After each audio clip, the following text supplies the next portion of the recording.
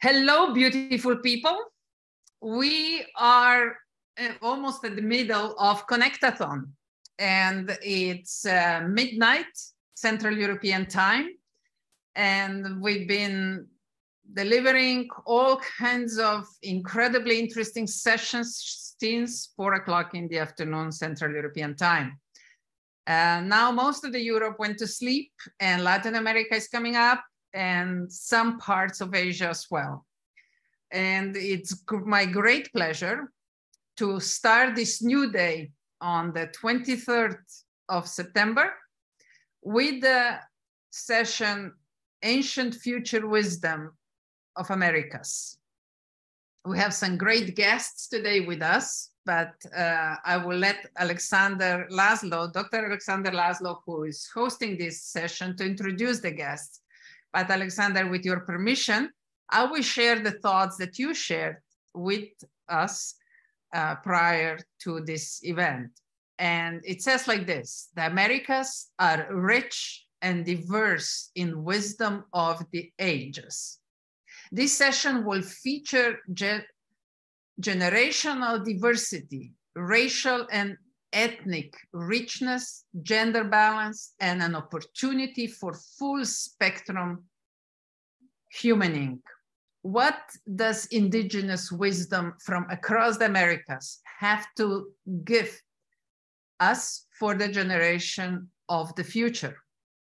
That is what we're going to hear. Alexander, the floor is yours. Excellent. So you see, we get to put this ancient future wisdom right away to work, because you just said it's the 23rd, but we're still in the ancient past of the 22nd here in the Americas. It's not the 23rd for us. You see, we're way in the past here in the 22nd of September of 2022. And so what we get to explore is exactly teeing off of what Violetta was saying here. This is going to be a time for us to breathe into that ancient future wisdom that seeps into the soil of this part of the world, Pachamama. And of course, there are many different ways of calling that from the very far north, as Chantal will be sharing with us, representing that part of the world, and Jimena representing much more of the middle South America. And I'm here anchoring things down at the bottom in Argentina, which is at the same latitude as Cape Town, South Africa. It's interesting. We're on that same level, so far south. So the hope that we have for this time is just to have a conversation and a reflection. I'm going to put a few things here into the chat, and I will then read them to you. But just as a reminder, this is the ancient future wisdom from America, from Latin America, and from across the Americas that we are looking into here. So let me make sure that it's not just Latin America. It is all of the Americas. And the question here that we're looking into is, what can we learn from the indigenous cultures of the Americas that can help us through the cultural transformation that Western civilization is now inevitably facing? What can we learn? What are some things that we have noticed? And so we have with us a couple of guests, and we are all guests here. So if there's anyone who is here would like to share that they know of from the Americas, this will be fine. But the spotlight is going to be on Chantal. I'm pronouncing that so French. I'm not sure if you do that, Chantal, but who is speaking to us from, or coming to us from Canada in the far north. And from Jimena, who is in Bolivia. And that says it right there with her name. She is there in Bolivia. And so this is part of what we're going to be looking at. I'm going to say one more thing about the stage setting. Oh, wonderful. I forgot to hit return when I was reading to you the thing I put into the chat. So there's part of the ancient wisdom, to remember to hit return when you type something into the chat. So this is just a question that I shared, right? What can we learn from the indigenous cultures of the Americas that can help us through the cultural transformation that Western civilization is now inevitably facing? And indeed, it's not just that it can help us move from the old, but can also foreshadow, that can also help us breathe life into the new. Arundhati Roy is famous for having said that a new world is on her way. And on a quiet day, she can hear the new world breathing. Now, this is kind of where we are here together. Let me share with you a few more questions. And these are just kind of conversation questions that we have. And we're going to enter into this space of exploration truly in a conversation format. But these are for all of us. And I'm not going to hit return there. And so I'll read these questions. And these are things that we're just looking at together with Jimena and Chantal and all of you. And Kata, please, we want to hear where you're from as well. And anyone else who is from the Americas particularly. So here are the questions. 1, what is the indigenous people's perception of the world in your part of the planet? Right? So thinking about really where you are located, is the perception we have that we are all different tribes, or we're all one tribe, or we're all what? All right. 2, how do they relate to other beings, land, wisdom, and the unknown? Right? What is the sense of connection, of interconnection, perhaps even? 3, what expressions, statements, proverbs, stories, and symbols do they use to describe these relationships? Right? So maybe I know there's several great symbols too we have from the Americas. So we can think about that, from medicine wheels to flute players. 4, what are the structures and or spaces for decision-making that they use in peace and in times of conflict? In other words, how do they make meaning together? Right? And finally, what timeless wisdom, right? It doesn't have to be something super profound, but what is it that you know of? What timeless wisdom can empower us to address the challenges of today and tomorrow? And so now I'm going to open it up. If either of you, Chantal or Jimena, would like to go first, that's fine. Otherwise, I will call on one of you.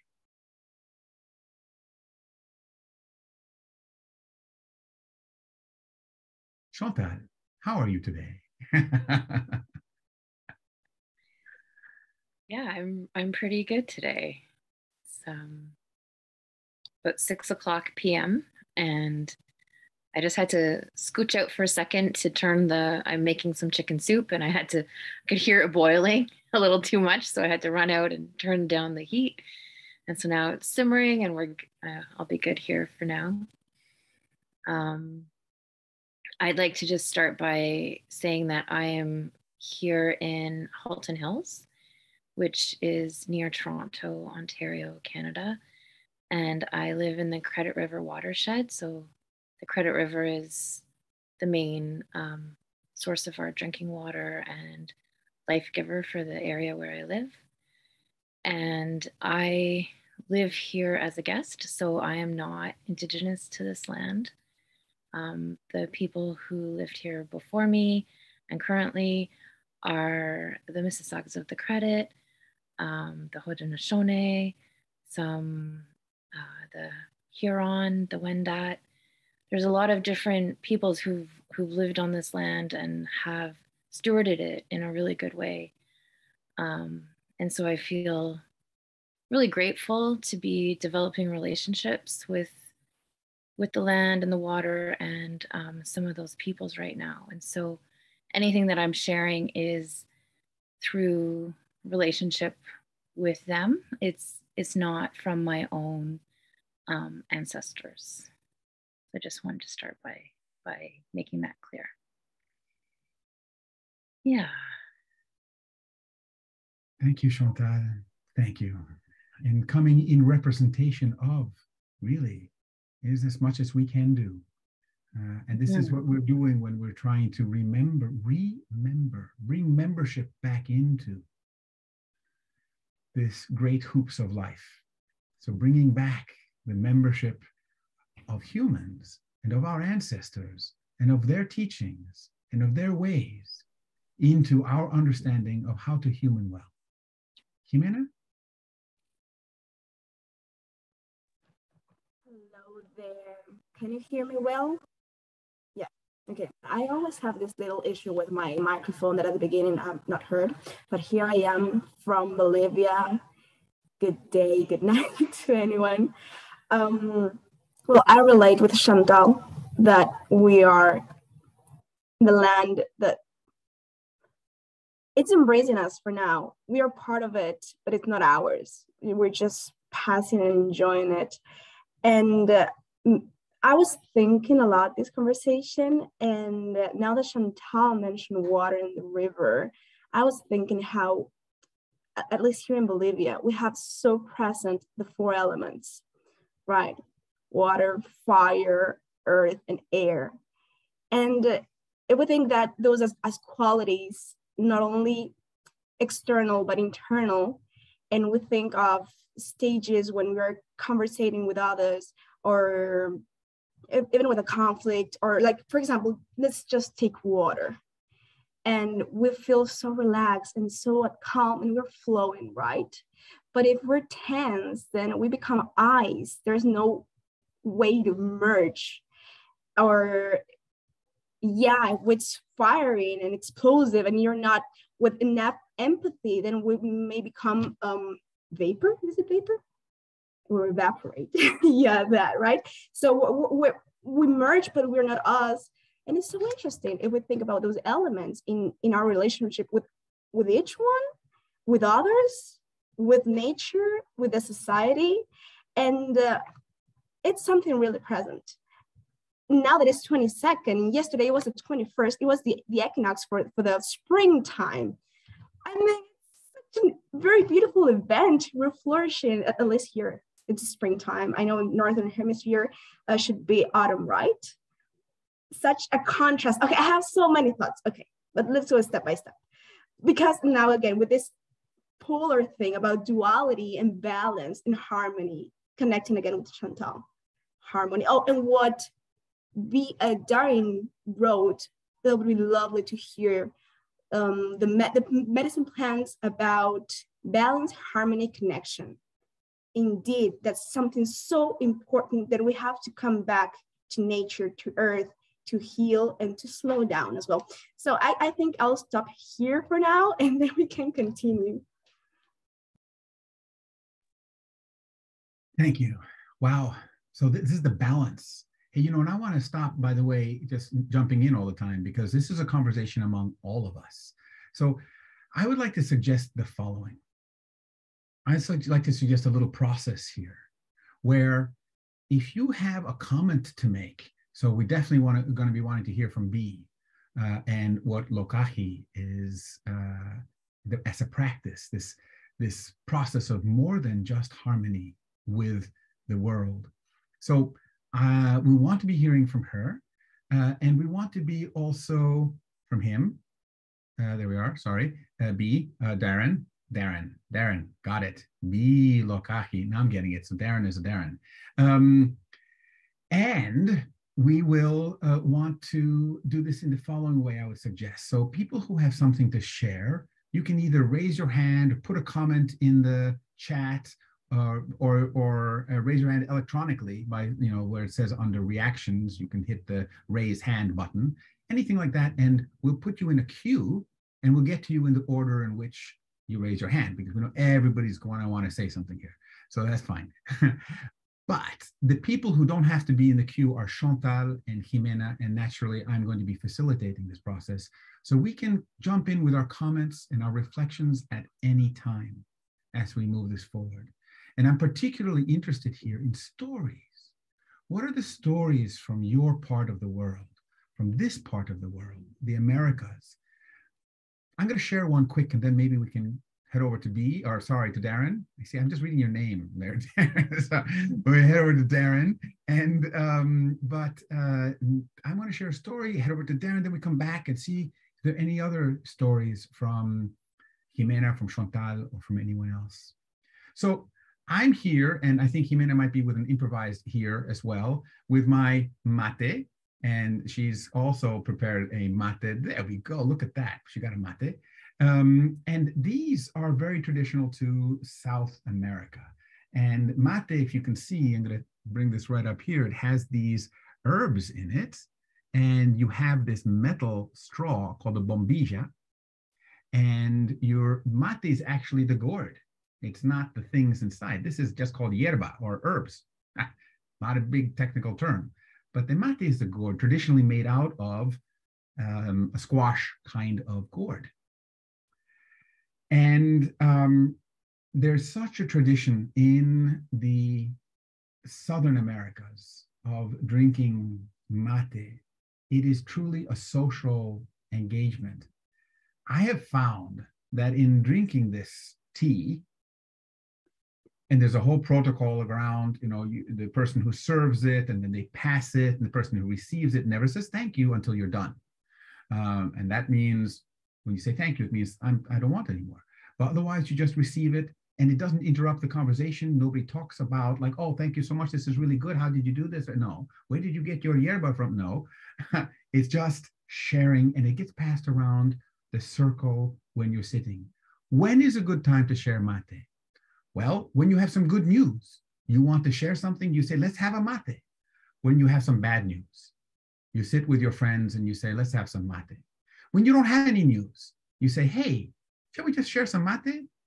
I think you're getting it. Basically, you have mate anytime. And how do you do this? So in this place, and it was really, COVID really threw a wrench into this, because you take this, and the idea is it's in community. We're sharing a little bit of our DNA with this process. People drink from this. When you are done with your part, you kind of slurp. So you can hear that there's a gurgling, that there's nothing left in the bottom. That kind of assures that you haven't put anything in, but you're just taking stuff out. Good etiquette. Then you pass it back to the server fills it up again and passes it to the next person in the circle. And they go ahead, they don't go and wipe off the straw. No. They just go ahead and drink from this, right? We're sharing, we're trusting each other. This is the forming of community. And really, people survive here and they don't die from having shared the mate straw. Imagine this level of trust. When you share this mate, you pass it around, you are weaving community. I always think, and the reason I share this story is, imagine if we could bring this tradition into the United Nations. And somebody is pouring the mate, and then they pass it among the delegates. They have to drink, and they have to share it with it. Have to, there's no have to, but the point is, it's a natural thing. It doesn't interrupt the conversation. You're all drinking from the same bowl, using the same straw.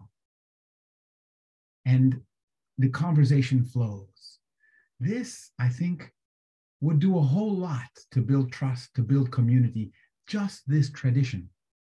And this is something that could be exported from this part of the world to the other parts of the world as we seek to build this eco-civilization, this weaving of community, the tradition of sharing mate. So, salud, Jimena. Salud, everyone. If ever you want to share a mate, Jime and I are at your disposal. All right, that was my little story. Let's bring this to Darren, and then I'll see what else is being written here, because we have Donna as well. Go ahead, Darren. Aloha, I'm Darren. I'm a generational master beekeeper from Norway from the 1400s, my family. And here I live in Honolulu, Hawaii. I'm a teacher of Hawaiian medicine plants, and I'm bringing back ancient knowledge from when I was a Peace Corps volunteer in the Pacific Islands, because it is resurging here in Hawaii. and it is near lost, and it's making slow comebacks. And I want to share my word that I'm practicing is reciprocal abundance. We, as a beekeeper, if you know about pollination and you know about plants, it's not taking away. It's here we're beginning to call things like the 8 forms of capital. Well, it's not wealth extraction. It's all abundance, and it's reciprocal, meaning we're giving who needs the things most, what it is that they need. And there's so much that it's an abundance, not just we're at a loss for helping each other. We're at a place of we can share, and it's not taking away, is what I'm trying to explain.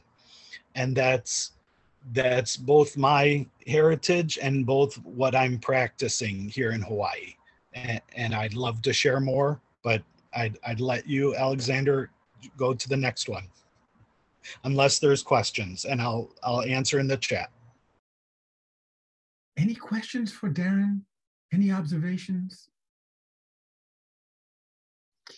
I do. How did you bring this tradition of bees from Europe together with I'm sure that there is a bee tradition also in Hawaii and in Polynesia. So what was the difference, and how did you merge this and bring it together in harmony? So my short answer is having that proclivity.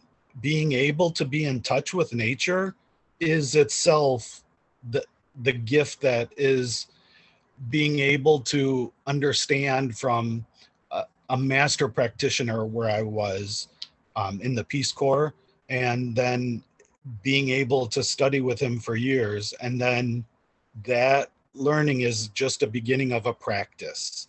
But I had, I'll call it the book knowledge, the foundation knowledge of experience, and the actual university stuff.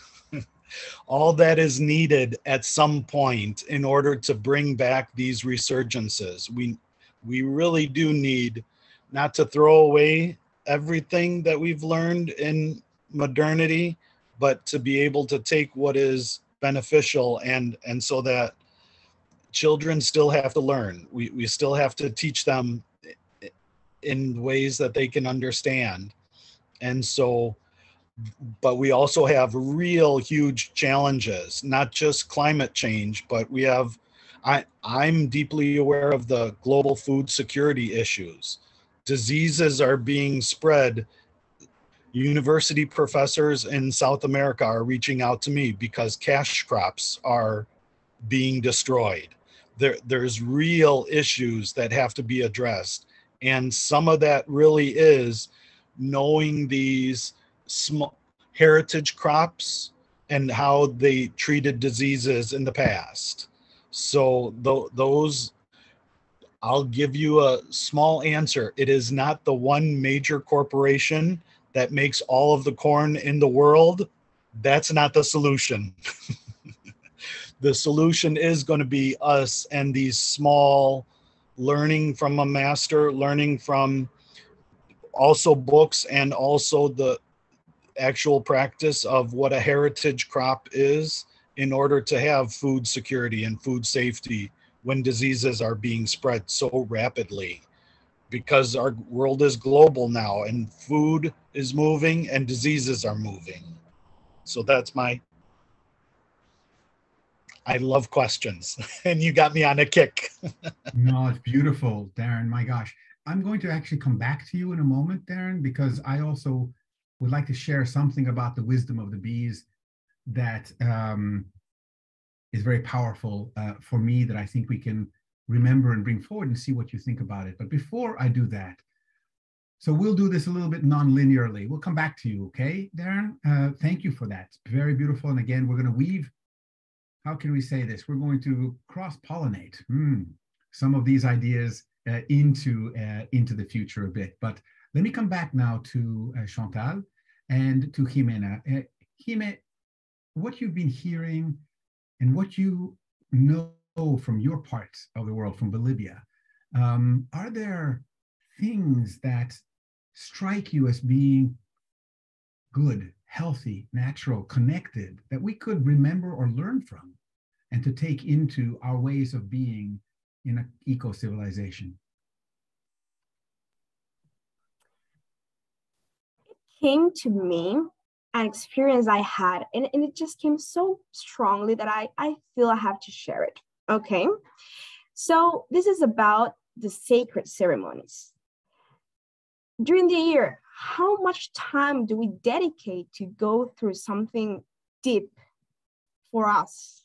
Again, connected with healing together. And it's something we've missed, right? It's not something common that you go through with your whole community. It's just like these freaks, these random people that dare to go through a sacred and deep process of transformation. And coming again with the elements, I don't know if you ever heard about temazcal. I will write it down.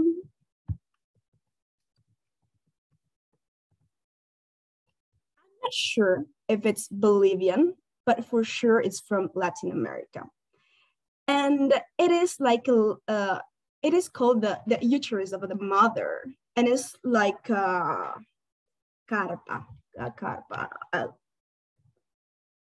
It's just like a sweat lodge, really. Exactly that, but it's all like wooden and with cuero, leather. So covered in skins, animal skins, right? Yeah. So you go inside there. Before that, you are with the people, with your community, and you're singing, you're getting connected, you're synchronizing, okay? You're getting in the mood, embracing. Okay, my cat is participating. I don't know if you can hear him. Okay, he wants to be here, sorry. And okay, you start singing, and you have also purpose. You have a question. You have what you're looking for, what you're searching, what's your doubt, what's your inquiry. And then you go inside this womb. Yeah.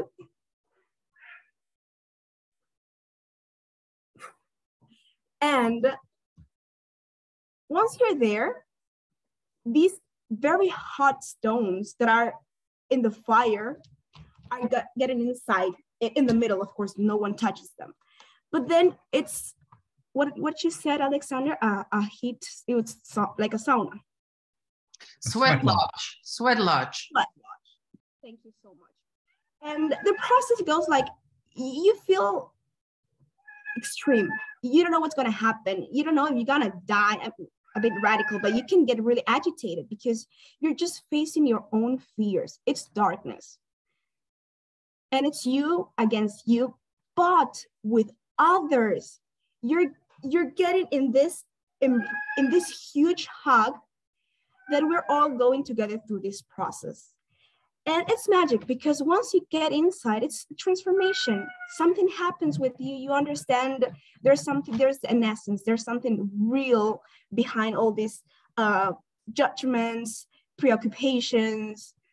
And then you come back to the essence and you say, it's life, it's love, it's calm down, it's get it again, connect with your nature and nature. At least that was one of my lessons. And I think there are more lessons that we can embrace from these experiences. And once you go through all of this, you have like a phoenix, renew, you're reborn with others, with your community. Isn't that magic? Isn't that beautiful? I would love that to happen more often. Thank you, 𝐀𝐦𝐞𝐫𝐢𝐜. It's not a place where you want to bring your cat, just to let people know, to temazcal. But you know, just to share my experience also of the temazcal, it really is transformational because you are pushed way outside your comfort zone. The temazcal is not meant to be comfortable. You are in a place, like 𝐀𝐽 was saying, of darkness.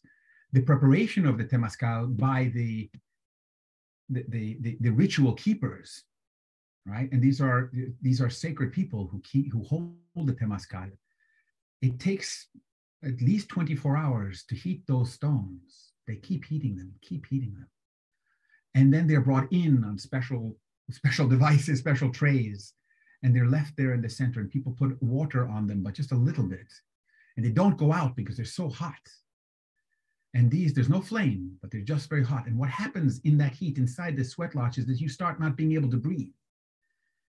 It's really kind of scary because there's so much humidity in there that you feel like you're underwater almost. And it's really hard to breathe. You have to calm your heart, slow your breathing, because you can start to panic. I did, but you can calm. And it's with others, you are held in space, and you held in that space. And this is what I'm hearing from you. It is a powerful experience. There is singing, there is invocation, there is ritual, there is connection. This is a womb. It is a birthing. In Spanish, the word for womb is matriz, which is matrix in English. And the matrix of the universe, the matrix that holds, don't think about the movies, but this holding space for us, out of which we come, into which we come. So powerful. Chantal, what things are there that you know of? And then Donna, maybe you can also come in with some things that might be able to complement these kind of things that connect us to ourselves, to the universe. Well, I've had the honor of being involved with some water ceremonies lately. And so a perspective that I think we could really lean into and you've probably heard, like, water is life, and that water is the life giver, and that we are all water. And so we are all life, we are all sacred. And it's interesting. So at these ceremonies, there are people from all different backgrounds join. And you can see that some people see the river as that's a river. And it's almost like a two-dimensional view of the river as being flat, right? But the indigenous view of the water is that it's like 3 or 4 or 5-dimensional, that it actually is alive, has a spirit, can hear us when we're singing to it, can respond to us when we're singing to it. And we've seen it, the water start to ripple as we're singing to it. There is a responsiveness. And I think that view of the rest of life being as conscious as we see ourselves, right? That when we say our prayers, when we see birds sing to us, that those birds are bringing us a message, that they can, we can interact with them, and that we should greet them as relatives. So one of your questions was about different worldviews, and I think, but one of the ones that I really resonate with is that all to use language that of like the water being our relative, rocks and stones are referred to as grandfathers, it's grandmother moon. It's, that the creatures are our cousins, they're our brothers, they're our sisters, that it forms that sense of family with a wider community. And when we have that sense of family with a larger community, then we care for it in a different way, rather than it being like a flat commodity or something that gets in our way or something that we can extract and use. And so I think that's, if we were to shift sight into that way of seeing that, the frog is my brother, and so I'm going to care for this frog like I would care for my brother. I think that would have like huge ripples through, and help us move forward in a good way. Beautiful. Thank you. Before I pass it over to Donna, I just wanted to make a comment that connects a little bit what you were just saying, Chantal, with what Jimena was saying earlier about the different elements, the water, the fire, the earth, the air. You know, these are things that here in the Americas are very powerfully with us. You were just talking about water. Ķīmē gave another example of the temazcal, which is in that, immersed in that as well. And I was sharing about the ritual of the mate, which also includes the water.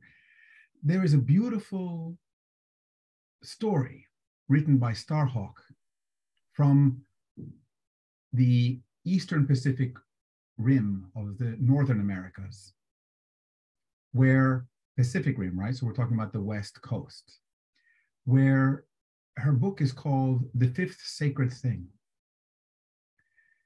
And her holding in this story is that when you have water, fire, earth, and air, you have the four sacred things. The fifth sacred thing comes and emerges from these things, these four, when they are in right relationship. It reminds me exactly of what Darren was talking about 𝐂𝐤𝐬𝐜𝐿𝐿, of the reciprocal relationship. When you have this relationship honoring the aliveness that is breathed through the dynamics of water, the dynamics of air, of fire, and of earth, and these are all held together, the fifth sacred thing emerges. And that fifth sacred thing is spirit. And that's beautiful, because spirit is what binds them together in a sacred relationship. And they're stopped being just, oh, that's just water that's wet. That's just fire that's hot. That's just, they're not just anymore, right? So that's coming into right relationship. And I also am going to come back to Darren in a moment, but I want to capture some things that Donna might have to share. Please. Thank you. I'm kind of drinking all of this in, and there's many threads for me.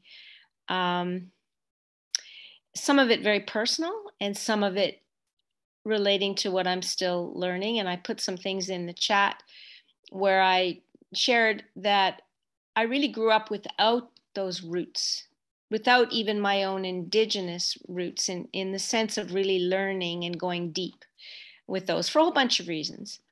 And I think I've spent much of my life searching to build those roots in some different ways.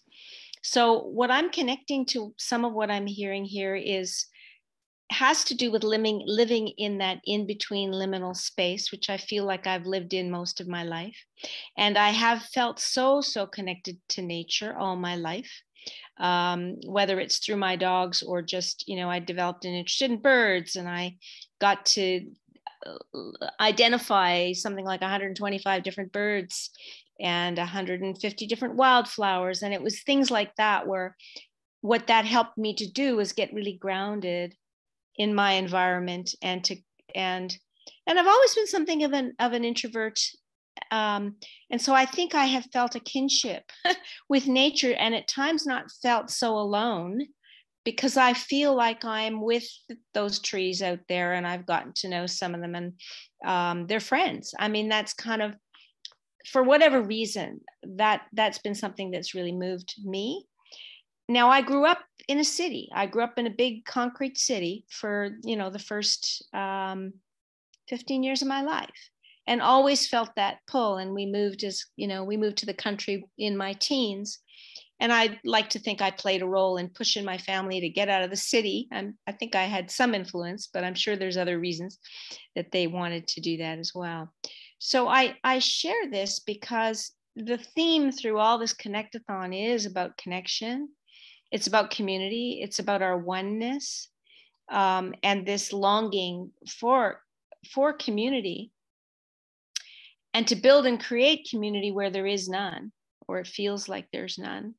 And I have felt that sense of kinship with some of us that are already here on this call, because we've been in some of those conversations and finding people that are also looking for that.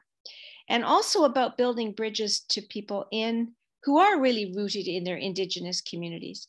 And so for me, I feel humble. I feel like there's a lot I don't know. There's a lot I don't even remember. And I'll be honest, like Chantal, I live in Kingston. I have a hard time remembering all the names of the Indigenous people in the watershed here in the Kingston, and I'm part of communities that sometimes begin by saying, I'm here, just as you did, but I'm not, it's not natural for me. Like, I don't remember some of those things. And so it's also acknowledging that when we come together in these mixed communities of those that are living those very deep Indigenous ways, and those of us that have lived without it for so much of our life. So we stumble at times. We say the wrong things. We're not even sure what the right things to say are. And yet we want to go forward, not get stuck in the past of where we've been. And I'm very conscious of it these days around issues to do with reparations. I mean, if we look at the history in Canada around how our Indigenous peoples were treated, have been treated, it's awful. It's awful. And so I cry over that. I mean, that stuff, I'm deeply moved by the things that have already been expressed here today. And I care deeply, but I also have to say, not unlike me, there's going to be a lot of people out there that don't even begin to relate to this because that's not where their lives have been. And so how do we build those bridges? So that's what I want to share here. With what's been said, I love the stories, the storytelling. And I mean, some of the development work that I did in my early years was around some of the deep personal development stuff where we did do some ritual kinds of things like the talking stick and as a ritual to give people an opportunity to speak, and circles and that kind of thing. And I think we're all looking for ways to weave that and build that into our lives without foisting it on people either, so that people can find their own way. Thanks for inviting me in. Thank you, Donna. Chantal. Yeah. So thank you, Donna. So I completely understand the hesitation and fear. Like I've had a lot of am I going to say this the wrong way, or am I going to offend somebody, or how do I move forward in this way when I don't know what the protocols are, when I don't know how to be in that space because I've never been there before. And it's kind of terrifying. And what I found is that just an incredible depth of love and compassion. And, I've been told, we all make mistakes. Of course you're not going to know how to do this. Of course you're not going to know these protocols, because why would you? But when you come to us and you come in a space of, I don't know, can you show me? It's like, yeah, I absolutely will show you. And this is something that I'm just like, I have tears right now feeling into the generosity of spirit and because there has been so much violence and hurt, right? And it's been even these ceremonies that we're doing. And I'm going to skip back a second here because Donna, you were talking about not having been, or something about not being in that sort of ritual or ceremonial space before. And from my sense is that, but the land has, and the water has, and all over the planet, people have walked before us, and there are patterns, and the land and the water and the animals, they remember us gathering and singing and coming together with fire and drums. And when we start to do that, there's this aliveness that happens in those spaces. And it's like parts of us inside of us, our ancestral memories, also start to come up. And yeah, it's been very powerful for me being in these circles. So we've we started these water ceremonies near my house, and we just did the 5th one. So we've been meeting every month, and we just finished the fourth time. And I couldn't believe that this was only the 4th time, because everyone there feels like family. And I feel like such a close relationship with them. And I've really only spent maybe 8 hours in total with these people. But it's been in such an intimate way. And there's something to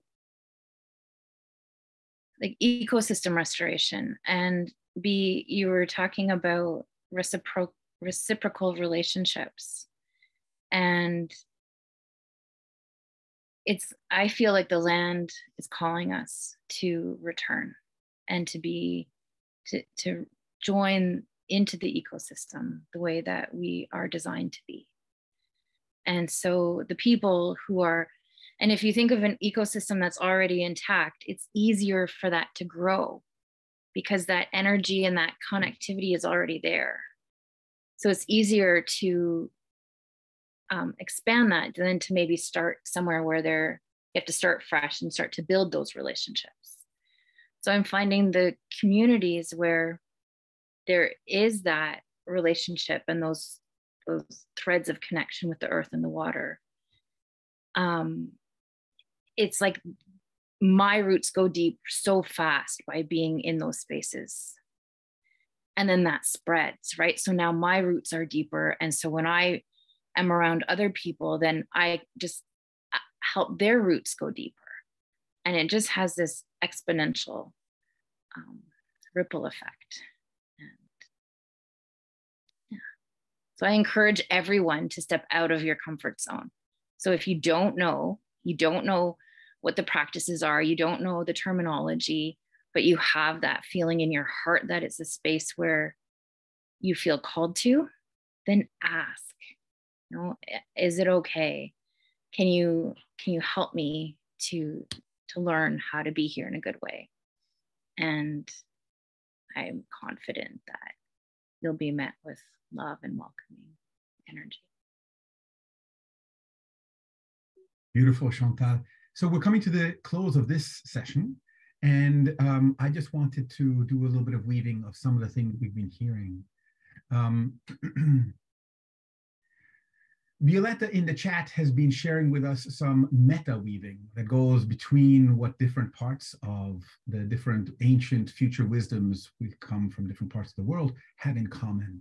I think it's beautiful to also think about that. I've also been looking here, and I don't know if you guys have been seeing, Jimena is there with her dog and her cat, and they're like completely part of this whole process. And that's beautiful. I mean, we are part of and integral with other beings. I think this is part of what's coming here, at least in my understanding and my sensed, felt connection with the spirit of the Americas, which is truly interwoven with the various names for Pachamama, for Gaia, for our earth, for our roots and our connection. And being able just to speak for. You've probably all seen or heard of this beautiful, fun Dr. Seuss movie called The Lorax. And the Lorax says, I speak for the trees. Well, how many of us do that? Darren speaks for the bees. Exactly. I saw you waving your hand there before you said that, Darren, because I know you do, right? So we can all do this. And one of the traditions from this part of the world is to sit in circle. And let me just mention two of the traditions, actually two traditions that come from sitting in circle. One of them is sitting in circle where there's always an empty chair. And what does the empty chair do? The empty chair includes the voices of those who are voiceless, but who should be part of this conversation. It may be the bees. It may be the trees. It may be something else that rhymes with that. But the point is that You have an empty chair for maybe future generations or the elders or whoever should be part of the conversation but isn't there. And you turn to the empty chair and you ask, what is it you would like to say? And then people listen into that and share what they hear from the empty chair. That's one of the traditions. Another tradition is the notion of the talking stick. Actually, I have one more tradition after this as well. But the talking stick, often people say, okay, we have this little stick and we pass it around and here you go. And now you get the talking stick and I used to speak.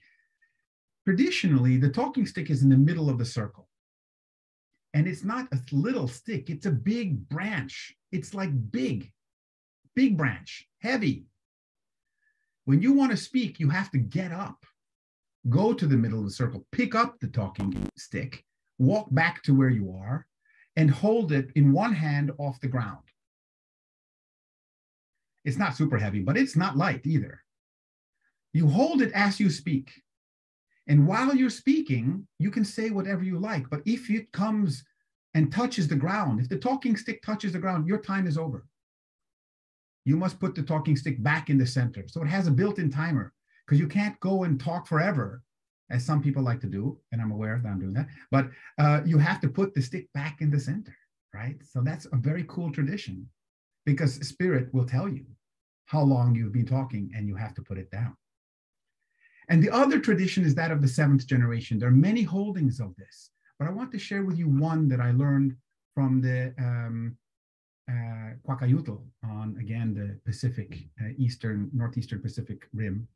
And one of my students was from there, and she taught me about how for them, the seventh generation rule is based on the fact that in a large community, it has to be less than 150 people, but in a tribe, you could be living with great-grandparents and great-grandchildren at the same time.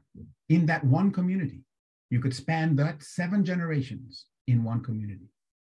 So decisions that are made have to include what might affect all 7 generations in the community. So when you're a little baby, you are thinking, maybe not thinking, but you're taking into account your great-great-grandparents, maybe not, but the point is that's the spirit. When you are a great-great-grand person, you're taking into account the newborns. That's the 7-generation spread. So you as a decision maker in your community always think about 3 generations down into the future and see your 3 generations back into the past. And you make your decisions always in that flow of 3 generations forward and 3 generations past. Now, of course, we can also hold, doesn't say, other communities hold that they just think in terms of 7 generations into the future and 7 generations into the past. That's equally valid, right? It's a real stretch of the imagination to think that, and very powerful and very important. The other frame of thinking 3 generations forward, 3 generations back is about how do we make decisions in community now and here for us. And that's the power of that story. So I want to end with that. We are now almost at time. I did want to make one little comment about, and I see Violetta, you have your hand up, but one little comment because I promised Darren that I would. He's listening very intently, I can tell, about the bees. And that is that I was with a beekeeper who told me once that in any ecosystem where the bees are present, all the animals and plants know what the bees do, and they depend on the bees to do it. So I wonder, what is it that in any ecosystem where humans are present, that all the animals and plants know that we do and depend on us to do? What can we learn from the bees? Lots. But this is a serious question. I did ask it to my 11-year-old daughter at the time, and she came back and said to me after thinking about it that we are the connectors. We connect life with life. Under the water, in the air, in the North Pole, in the South, we can connect life with life. And we are also the augmenters. We create conditions for life to thrive. How can we live into this role? Janine Benyus says that life creates conditions conducive to life. Are we doing this? How can we do this? An eco-civilization will depend on us to do that. And so now I pass it to Violetta, who's going to do the transition out of this and over to Yuko. Thank you very much, Alexander, and thank you very much, Americas. Again, we've heard some incredible wisdoms, and we touched all the elements that Alexander raised at the beginning. So we did see, as we learned from the African stories, we also learned from Latin Americans and Northern Americans how the ancient wisdom relates to beings, land, wisdom, and the unknown. What symbols do they use to describe the relationships? And what are really the spaces for decision-making that are used in peace? We haven't talked too much about the conflicts, but I think that that's just fine as well. It was a very deep and inspiring session. So thank you very much to all of you who co-created it. And thank you, Alexander, for so beautifully weaving it throughout the entire hour. So, and as he said, we are getting ready for the next session. But first, let's, Ramit, please, let's close this one. And as we close this,